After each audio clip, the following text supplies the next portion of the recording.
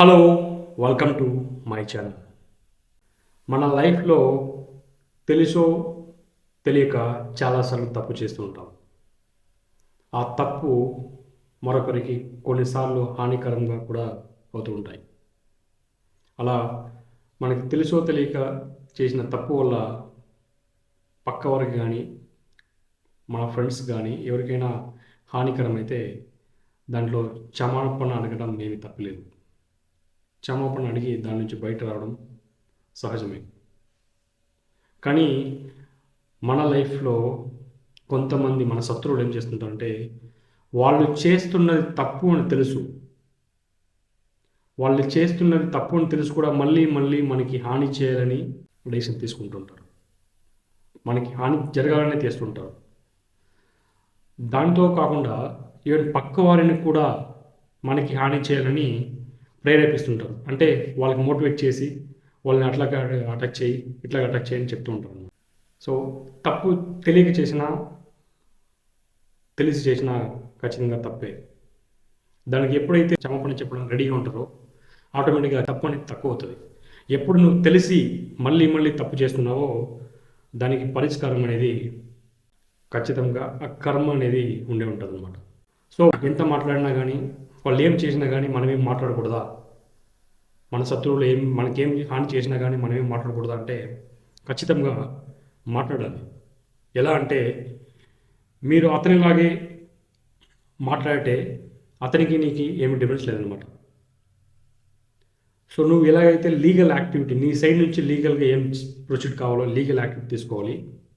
Plus దాంతోపాటు ఎప్పుడైతే అతడు నీ అటాక్ చేయడానికి నీ లైఫ్ని హాని చేయడానికి ప్రయత్నిస్తున్నాడో ఆటోమేటిక్గా నువ్వు అతని కంటే ఎక్కువ పొజిషన్లో ఉన్నావు అనమాట. అతని లెవెల్ ఆటోమేటిక్గా తక్కువగా ఉన్నది. సో నువ్వు ఫినాన్షియల్గా కానీ నీ సొసైటీ లెవెల్ కానీ ఆటోమేటిక్గా నీ గ్రోత్ పెరుగుతుంటే ఆటోమేటిక్గా అతడు తగ్గుతూ ఉంటాడు. సో నీ గ్రోత్లో మాత్రమే అతనికి రీప్లే చేయాలి కానీ అతనిలాగా నువ్వు డైరెక్ట్గా వెళ్ళి అటాక్ చేయడం కానీ ఎప్పుడు చేయకూడదు. సో దీనికి ఏం పరిష్కారం లేదా అంటే ఖచ్చితంగా అతడు చేసిన కర్మకి ఖచ్చితంగా ఫలితం అనుభవిస్తాడు. కర్మ అని చెప్పగానే నాకు ఒక కథ మైండ్లో వస్తున్నది. అదేంటంటే మనమందరూ వినుంటాం, కురుక్షేత్ర యుద్ధంలో కౌరవులు పాండవులు యుద్ధం చేశారు. దాంట్లో ఫైనల్గా పాండవులే విన్ అయినారని.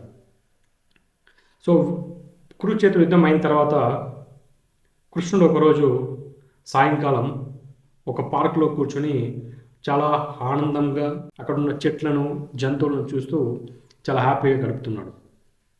అటు పక్కనే ఉన్న ఒక నెమలిని చూసి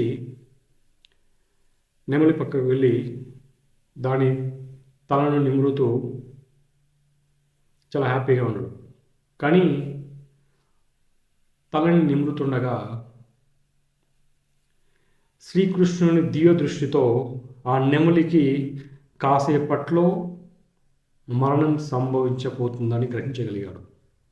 ఎందువల్లంటే అటు పక్కనే ఉన్న ఒక నాగపాము ఆ నెమలిని అటాక్ చేస్తుంది అని గ్రహించగలిగాడు. ఇప్పుడు ఆ కృష్ణుడు ఏం చేయాలి? ఆ నెమలిని ఎలాగైనా కాపాడాలి కదా. కృష్ణుడు కూడా అలాగే అనుకున్నాడు.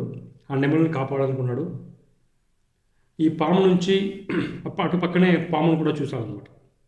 సో ఈ నెమలిని ఇక్కడే వదిలితే ఖచ్చితంగా ఆ పాము వచ్చి ఈ నెమలిని కరిచేసి దాన్ని మరణానికి దారితీస్తుందనేసి కృష్ణుడు ఏం చేస్తాడంటే ఈ నెమలిని ఎట్లాగైనా కాపాడాలని ఆ నెమలిని 7 సముద్రాలను దాటి ఒక పెద్ద మర్రి చెట్టు, ఆ మర్రి చెట్టు కొమ్మ పైన ఆ నెమలిని తీసుకొని పెట్టగానే కృష్ణునికి చాలా సంతోషమైంది.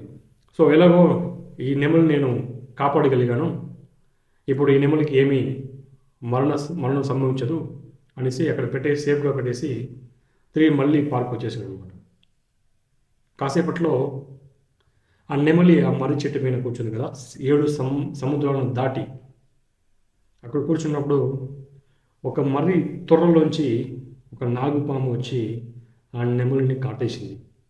సో ఈ స్టోరీ నుంచి మీకు అర్థమైంది ఏంటి? మీరు ఏమైనా కర్మ అది మంచిది కానీ చెడ్డది కానీ చేసినట్లయితే ఖచ్చితంగా దాన్ని అనుభవించాలి. ఆ నెమలి ఎప్పుడు ఏం చేసిందో మనకు తెలియదు కానీ ఆ పాము చేతిలో మరణం అనుభవించింది. ఈవెన్ భగవంతుడు కూడా ఆ నెమలిని కాపాడలేకపోయాడు. ఈ పార్క్ నుంచి అక్కడ 7 సముద్రాలను దాటి తీసుకెళ్ళినా కానీ దాని మరణాన్ని ఆపలేకపోయాడు.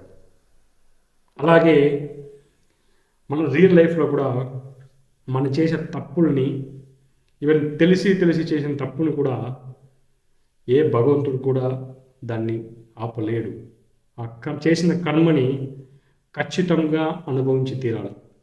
ఖచ్చితంగా మీరు తెలియక చేసిన తప్పుల్ని పరిష్కరించుకోవడానికి ఒకటి క్షమాపణ చెప్పి దాని నుంచి బయట రావడం ఒకటి. ఇంకొకటి మళ్ళీ తెలిసి తప్పు చేసేదానికి ఖచ్చితంగా కర్మ అనేది వాళ్ళ లైఫ్లో ఖచ్చితంగా ఉండే ఉంటుంది. సో మీరు ఎప్పుడు మీ పక్క వాళ్ళకి కానీ, మీ ఫ్రెండ్స్ కానీ, మీ రిలేటివ్స్ కానీ హాని చేయకండి. నాకు ఈ విషయం మీకు షేర్ చేయాలని చాలా ఆహ్లాదకరంగా ఉన్నది. సో అందుకోసమనే ఇది నా పర్సనల్ లైఫ్లో అయిన ఒక ఎక్స్పీరియన్స్ మీకు షేర్ చేశాను అనుకుంటా. మీకు ఇలాంటి వీడియోలు, ఇలాంటి కంటెంట్ మీకు కావాలంటే ఖచ్చితంగా ఈ కామెంట్ బాక్స్లో పెట్టండి.